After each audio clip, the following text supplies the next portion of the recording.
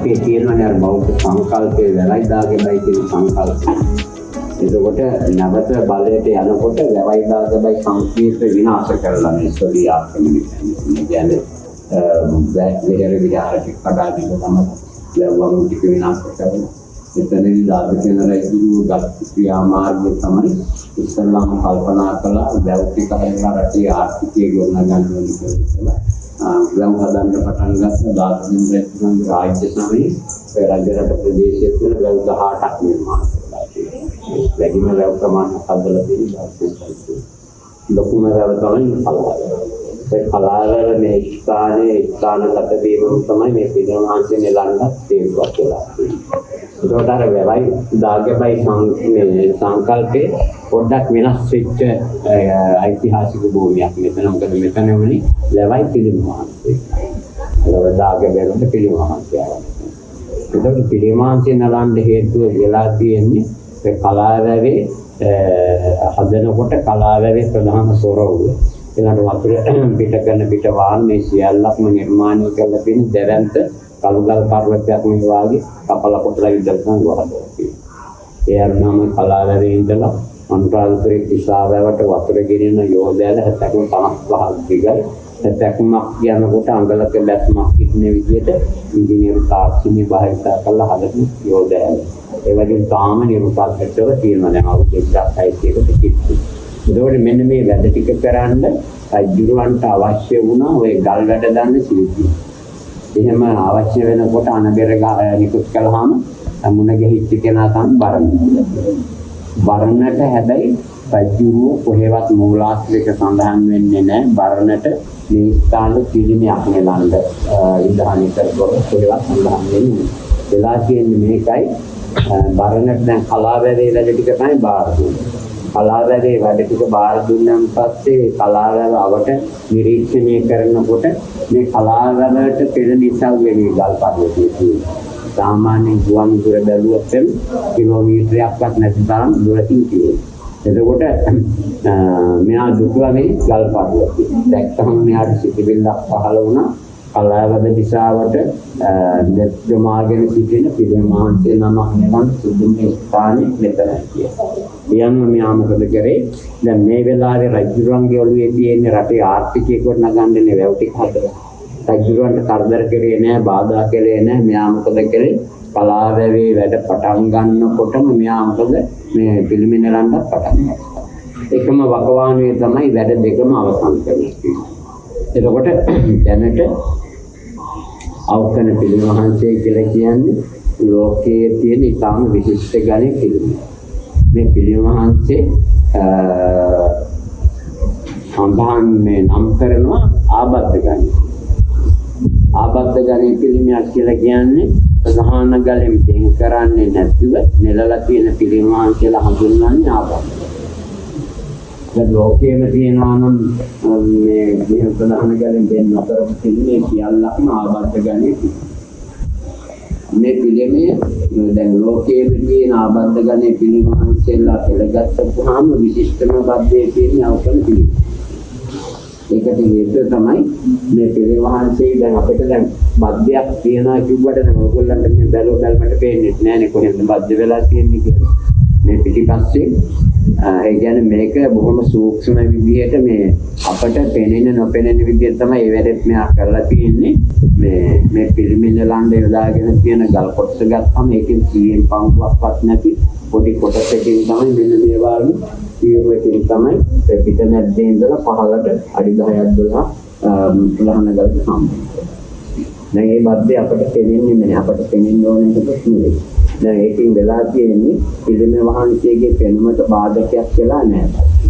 ඒ වුණාට පිළිම වහන්සේගේ රැකවරණයට මොකද බාධකයක්.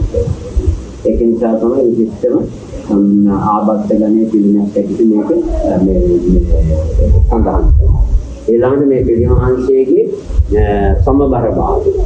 සමබර භාවයක් විශිෂ්ට ලෙස ආරක්ෂා කරපු පිළිමයක්. මේ පිළිම වහන්සේ නේද කිසිදු තාක්ෂණික උපකරණයක් නොතිබුණයි කියන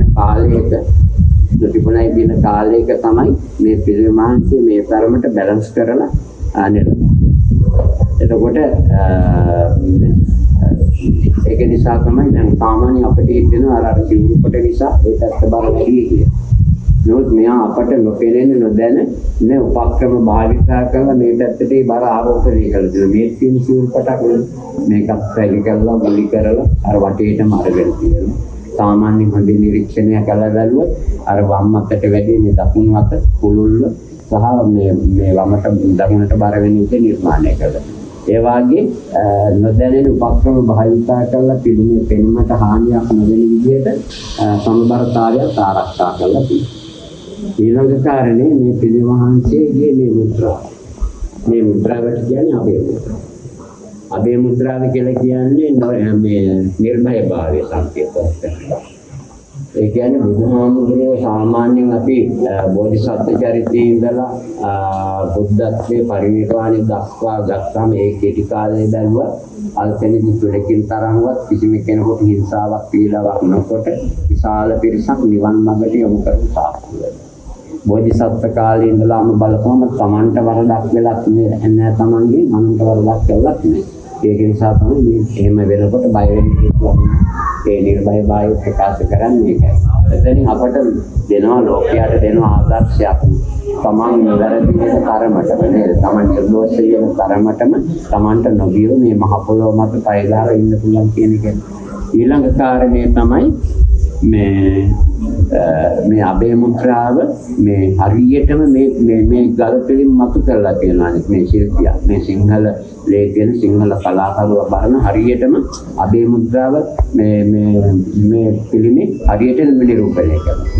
ඒ කියන්නේ අභය මුද්‍රාවෙන් වැඩ ඉන්න ඉරියව්ව බොහොම ඍජු ඉරියව්වක්. මේ ඍජුභාවය ගැන අපිට අමුතුවෙන් කියන්නම දෙයක් නෑ. මේ පිළිමහන්සේ කෙස් ගහකින්වත් එහාට මෙහාට අදතු දෙවීමක් නෑ. අර පිටිපස්සෙන් අර වමට බර වෙලා තියෙන ගල් කොටසින් පිළිම මතු කරලා තියෙනවා. බලන්නකො මේ වමට බර වෙලා ඇද වෙලා තියෙන ගලින් මතු කරපු පිළිම අංශ කණුවට හරියට ඍජුව නෙලලා තියෙනවා. ඊළඟට මෙහා අපට මේකට සාක්ෂියක් ඉදිරිපත් කරනවා. මේ බලන්න මේ අර සිරිපත්‍රන් දෙක මැද්දේ තියෙන පොඩි කැටයමක්. පොඩියට තියෙන්නේ ඒ වගේ කැටය මැද්දේ ධන ලකුණක් ගහලා තියෙනවා. එකතු කිරීමේ ලකුණ කියලා තියෙනවා. මේකෙන් පෙන්වන්න කරන්නේ මේ සිරසට වතුර වැටුනම ඒ වතුර ටික මේ කෙපැලි අතරින් ඉදිරියට ඇවිල්ලා නලල් තලයේ මතට ඇවිල්ලා නලල් තලයේ මතින් නහය මතට ඇවිල්ලා නහය කෙළවරින් හරියටම අර කැටේම මැද්දට වැක්කෙන විදියට හදලා තියෙනවා. ඒ කියන්නේ කිසිම තාක්ෂණික උපකරණයක් නොතිබිච්ච කාලෙක හරියටම ලම්බක තාක්ෂණي හරියටම තියෙනවා. එතනින් පැහැදිලි වෙනවා මම හිතන්නේ ලෝකයේම නැහැ මේ විදිහේ නිර්මාණ. දැන් අවුරුදු 1570ක ඉස්සෙල් ලෝකයේ ඉඳලා තියෙන විශිෂ්ටම ඉංජිනේරුවා මෙයා. විශිෂ්ට ප්‍රතිමා ශිල්පියෙක්. ඉතින් යා බලන්නේ හැම දෙයක්ම මේ විදිහට සූක්ෂම විදිහට කරලා. ඊළඟට නියම පරිමාවට නෙලලා තියෙනවා මේ පිළිම. දැන් අපිට ඊළඟට කියන ගැටලුව දැන් මම කිව්වේ ආබද්ධ ගැන විශිෂ්ට පිළිමයක් සම්බන්ධතාවයෙන් විශේෂයි. එතකොට අභය මුද්‍රාවත් හරියටම නිරූපිත තියෙන්නේ මේ පිළිමාංශයේ තියෙන වටිනාකම නිසා. මේ කැටයන් ටික කොහොමද කෙරේ කියන කාරණේනේ අපිට හිතා ගන්න බැරි. මොකද දැන් මේ පිළිමහන්සේ ගත්තොත් ලොකු යකඩ කටුවක් කියලා මිටියකින් ගහලා නෙලාපු තරක් බලන්න කොහෙවත් තියනවාද කියලා පිළිමහන්සේ. එහෙම තැනක් අපට හම්බ වෙන්නේ නැහැ. බොහොම සියුම් වැඩි විදිහට නෙලාපු කැටයන් ටිකක් තියෙන්නේ. එතකොට මේ කැටයන් ටික දිහා බලපුවම උතන තියෙනවා ඉංජිනේරු තාක්ෂණයේ තියෙන ඊළඟට පිළිම කලාව හරියටම තියෙනවා. ඊළඟට විනය නීතිය පවා තියෙනවා. බලන්න මේ රැලි ලක්ෂණට රැලි කියලා නෙලලා තියෙන පිළිම. මේක සමහර ඇත්ත කියන මේ කලාවේ රැලි නෙමෙයි මේ තියෙන සිවුරක් ස්වභාවිකවම නිසියාකාරව පෙරපුවාම ඇති වෙන මේ රැලි ටික තමයි මෙයා අරගෙන තියෙන්නේ. අනිත් එක මෙයා හොඳ මේ හිතට හිතේ ඇඳගත්තු පුදුරුවක් මේ නිර්මාණය කරන්නේ.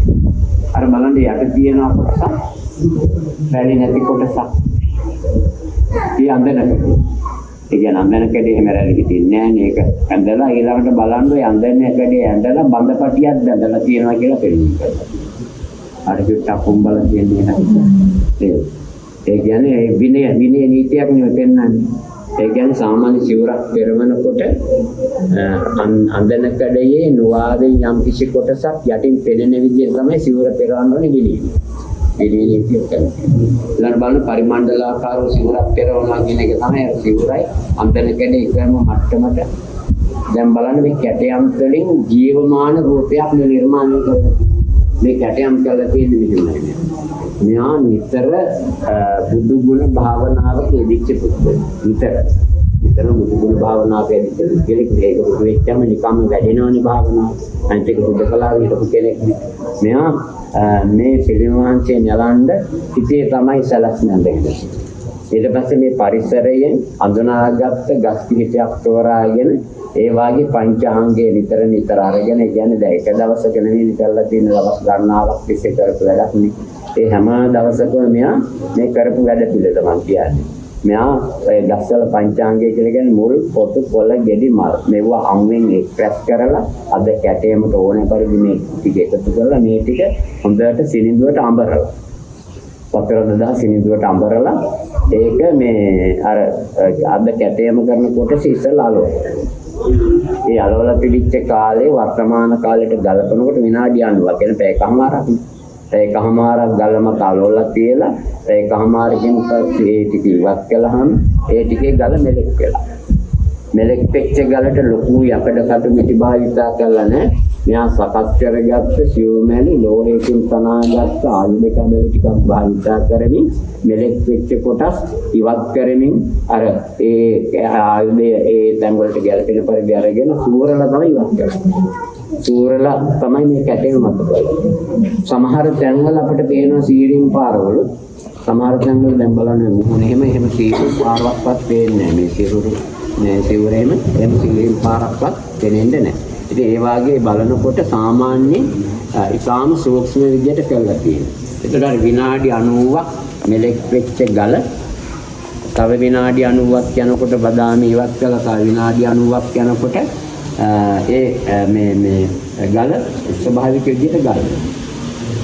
ඒකට සාමාන්‍යයෙන් දවසකට පැය 3ක විතර කාලයක් රැඳිලා තමයි මේ ස්ථානයේ මෙයා මේ වැඩ ටික කරලා තියෙන්නේ කැටේම කරලා තියෙන්නේ. ඊට පස්සේ මේ ආයුධ කැබලි ටිකවත් එළියට ගෙනහිල්ලා නැහැ. එළියට ගෙනියන්නේ නැතුව මෙයා කරලා තියෙන්නේ මේ ටික පිළිබිදු කරලා මේ සිවුරුපතේ කියනවා මේ එහා පැත්තේ කවුළු ටිකක් අතර.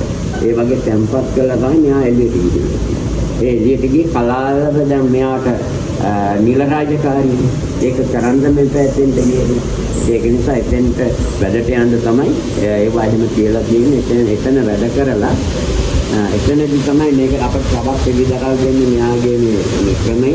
එතනදී මෙයා නාලා පරිසිද්ධ වෙලා වැඩ ඉවර වෙලා භාවනානුයෝගී විඳලා. ඒ භාවනා කළා කියන්නේ බුද්ධානුස්සති භාවනාව තමයි වැඩේ. ඒක හිතන්නකො මේ පිළිම වහන්සේ නෙලණ්ඩයි පලාදැවේ වැඩ පිට ඉවර කරන්නයි අවුරුදු 7ක් ගත වෙලා කියනවා.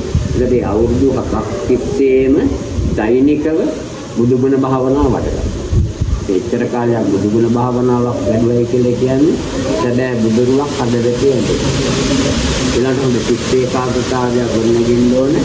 ඊළඟට හොඳ ආධ්‍යාත්මික ශක්තියක් ඇති වෙන්න ඕනේ. ඒ චිත්ත ඒකාග්‍රතාවයයි ආධ්‍යාත්මික ශක්තියයි තුලින් නෙලන ලද සැබෑ බුදුරුවක් තමයි අවතන පිළිම වහන්සේ කියලා කියන්නේ. එතකොට දැන් අපි කිව්වාට රජ කෙනෙක් නේද රජ කෙනෙක් මේතන පිළිමයක් නෙලන කාරණේ අවුරුදු 7ක් තිස්සේ නොදැන හිටියයි කියලා අපිට හිතන්න බෑනේ. ශ්‍රී ලංකාවේ පරි ගිහිල්ලා කියනවනේ මේ කතාව. එතකොට රජුර නොදැන හිටියා නෙවෙයි. රජුර දැනගෙන හිටියා බරණ කියන්නේ කවුද කියලා හරියට. බරණ කියලා කියන්නේ ඒ කාලේ 15 වෙනි සියවසේ ආසියා කරේම ඉඳලා තියෙන විශිෂ්ට ගණේ ඉගෙනේරු. ආසියා කරේ ඉඳලා තියෙන විශිෂ්ට ගණේ ප්‍රතිමාසය. ඉතින් එයා ගැන ආයෙ හොයන්න දෙයක් නැහැ ඊළඟට හොඳ බෞද්ධයෙක් නේ. ඒක නිසා මෙයා ගැන ආයෙ රහස්‍යත්වකාරී යොදන්න අවශ්‍ය වෙන්නේ නැහැ. මෙයා තමන්ගේ පාඩු වැඩ කරගෙන ගියා. රජුරුවත් තමන්ගේ පාඩු එයාගේ වැඩ ටික කරගෙන ගියා. වැඩ ඉවර වෙලා පසුව දැනුම් දුන්නාට පසුව තමයි රජුරු මේ ස්ථානයට ඇවිල්ලා තියෙන්නේ. මෙයාට දක්වලා තියෙන අනුග්‍රහකත්වය තමයි මේ ගම්මානයක් තියෙනවා ගල්වඩු ආගම කියලා නම් කරන්නේ. ඒ ගම්මානේ මේ බරණට තෑගි වශයෙන් දීපු ගම්මානේ. ඊළඟ මේ පිළිමාංශයට දැවන්ත පිළිම ගයක් තිබිලා තියෙනවා. ක්‍රිස්තු වර්ෂ 8 වෙනි 9 වෙනි සියවස් දක්වා පිළිමාංශයේ මේ ප්‍රතිමා ගෘහයේ නිරුපද්‍රිතව තිබිලා තියෙනවා. උඩ කොටස් දැවෙන් තියෙන ඇත්තේ මේකින් ගිරාපත් වෙලා විනාශ වෙලා යන්න ඇති. මේ පිළිමගේ හදන්න රජුට 20000ක බලයන්යක් තියෙනවා. ඒගොල්ලෝ තමයි මේ වැඩ ටික කරලා තින්නේ. හැබැයි බරණගේ සැලසුමට. ඉගෙන හොඳින් මේ ඉඩකඩ තියලා තියෙන්නේ වන්දනාමාන කරන අයට, බණ භාවනා කරන අයට, සක්මන් කරන අයට ඒ වාගේ දේවල් හරියට කරගන්න පුළුවන් වෙන්න ඊළඟට මේ ලොකු කවුළු කියලා තමයි හදලා තියෙන්නේ. පාෂාණයක් නේ. පාෂාණයට අවශ්‍ය පෝෂණය ලැබෙන්න පැහිරු එළිය වැටෙන්න ඕනේ. ඊළඟට ලහිපොද සිරිපොද වැටෙන්න ඕනේ. හොඳින් වාතාශ්‍රය ලැබෙන්න ඕනේ. උණුසුම් වාතය පිට වෙන්න ඕනේ. ඒ ක්‍රමයට තමයි පිළිමදී හදලා තියෙන්නේ. ඒකේ නටබුන් තමයි තියෙන්නේ. පිළිමහන්සේ සිරිපතුල් වල ඉඳලා සිරස දක්වා අඩි 38යි අඟල් 10ක් උසයි. පద్මාසනෙත් එක්ක ගත්තොත් 43ක් උසයි. එතකොට සැබෑ උස තමයි 38යි අඟල් 10. දාපසේන රජුගේ රාජ්‍ය සමයේ බරණ කියන කලා ශිල්පියා විසින් නිර්මාණය කළ විශිෂ්ට නිර්මාණය තමයි මේ අවසන පිළිවාංශේ මේ මුද්‍රාව, අධේ මුද්‍රාව. අනිත් කාරණේ මේ පිළිවාංශේ කොහෙන්වත් රටකින් කොපි දාපු සම්ප්‍රදායක් නෙමෙයි. මේ දේශීය කලා සම්ප්‍රදායක් තියෙනවා. අබේගිරි විහාර සම්ප්‍රදාය තමයි මේ පිළිවාංශයේ තියෙන්නේ. ඕකයි සැබෑ කතාව.